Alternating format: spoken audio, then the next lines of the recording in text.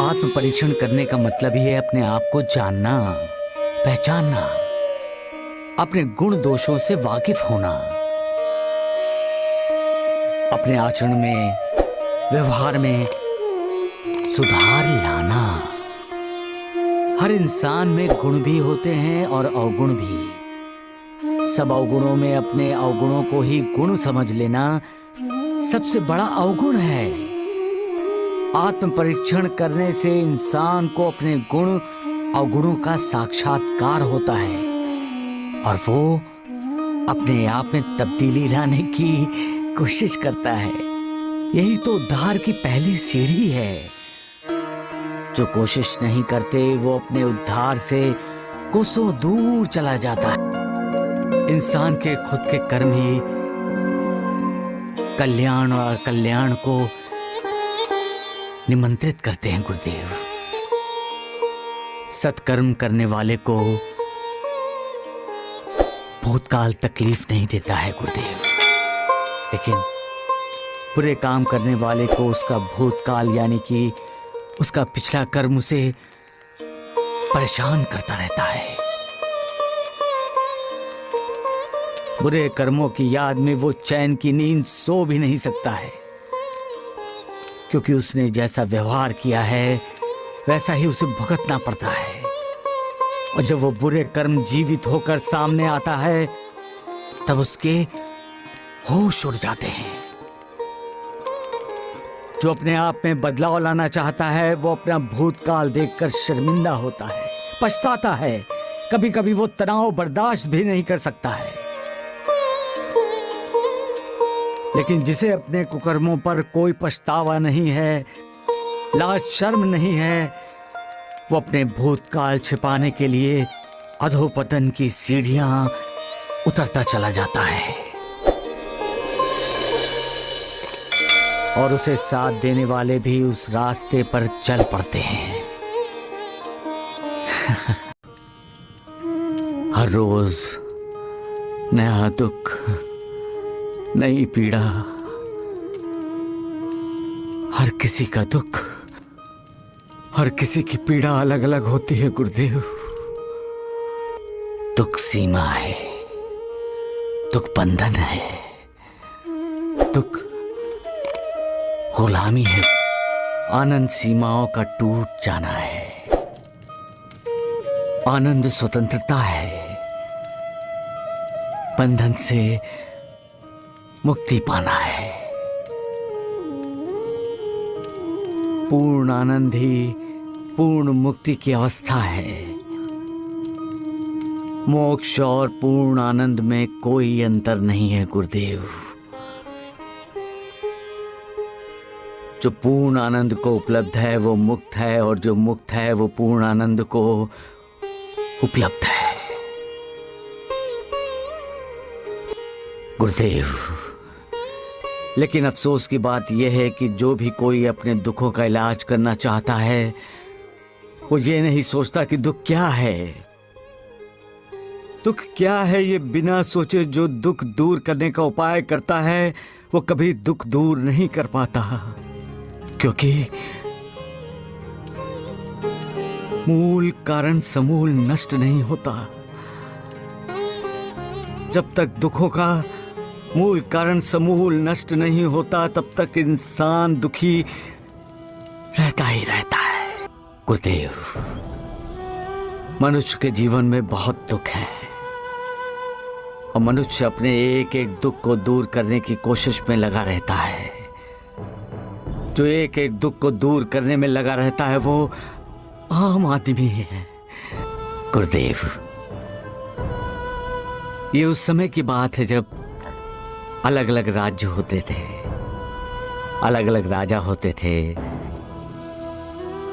एक राजा दूसरे राज्य पर आक्रमण करके विजय प्राप्त करके अपने राज्य की तरफ लौट रहा था।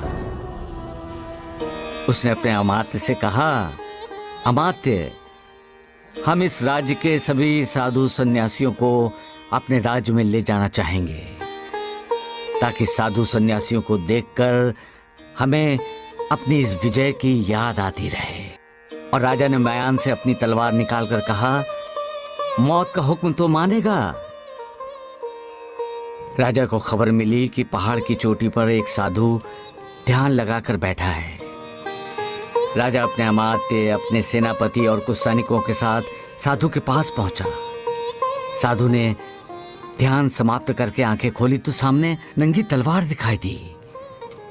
साधु ने हैरान होकर देखा तो सामने राजा अपने काफिले के साथ खड़ा था और राजा ने उसकी गर्दन पर तलवार रखी थी। उसने राजा से पूछा, क्या यही तुम्हारी संस्कृति है? राजा ने कहा, मैं तुम्हें अपने राज्य में ले जाने आया हूं, चुपचाप चलो नहीं तो तुम्हारे 2 टुकड़े कर दूंगा।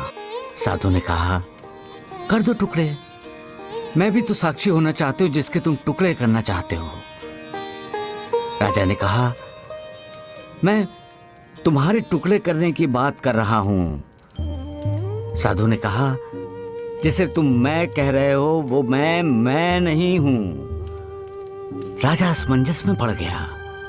तब साधु ने कहा, ये तो मेरा शरीर है, मेरा बंधन है, मैं शरीर नहीं हूं, मैं तो बंधन से मुक्त होना चाहता हूं, चलाओ तलवार।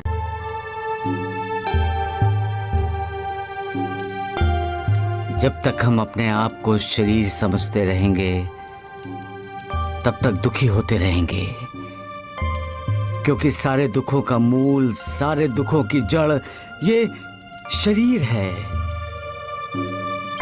हम समझते हैं कि शरीर हमारी पहचान है, परंतु हमारी पहचान है हमारी आत्मा, जो हमारे शरीर के अंदर है गुरुदेव। इसलिए जब तक इंसान ये समझता है कि मैं शरीर हूं, तब तक वो इस दुनिया में होता है।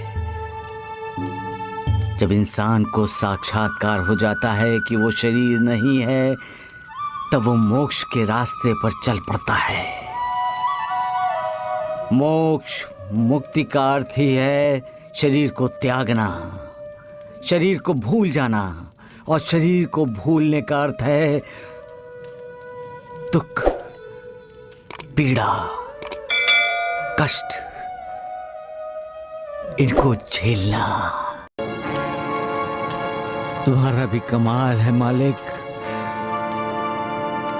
सच को ढोंग, पाखंड, झूठ कहकर तुम्हारे सामने इंसान ने सच का अपमान किया है और तुम दर्शक बने देखते रहे।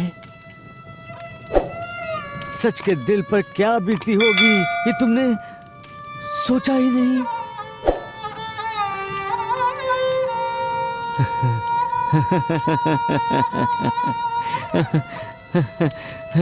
कौन सी लीला रचा रहे हो मालिक? लोगों के घावों पर मरहम लगाते हुए तुम्हारा ये बंदा अब खुद घायल होने लगा है। हे करुणा कर, लोगों को करुणा देते हुए तुम्हारे इस बंदे को खुद को तुम्हारी करुणा की जरूरत लगने लगी है। दूसरों को दुखों से राहत दिलाने की कोशिश करने वाला तुम्हारा ये बंदा अब खुद दुखी होने लगा है। दया करो मालिक, रहम करो, करुणा करो मालिक। अपना परिवार इंसान की ताकत है, शक्ति है। परिवार सुदृढ़ हो तो इंसान का मन भी सुदृढ़ होता है। परिवार सुदृढ़ हो तो इंसान का स्वास्थ्य भी ठीक रहता है। सुदृढ़ और हंसता खेलता परिवार इंसान को मानसिक शांति और समाधान देता है। जिस परिवार के सदस्य एक दूसरे का आदर करते हैं, एक दूसरे से ईर्ष्या नहीं करते, उस परिवार से मालिक को भी प्यार हो जाता है, लगाव हो जाता है। मालिक भी ऐसे परिवार का सदस्य बनने की इच्छा रखता है। मालिक भी ऐसे परिवार में निवास करना चाहता है। ऐसे घर में मालिक का आशीर्वाद होता है। ऐसे परिवार में बरकत ही बरकत होती है। सबका मालिक एक।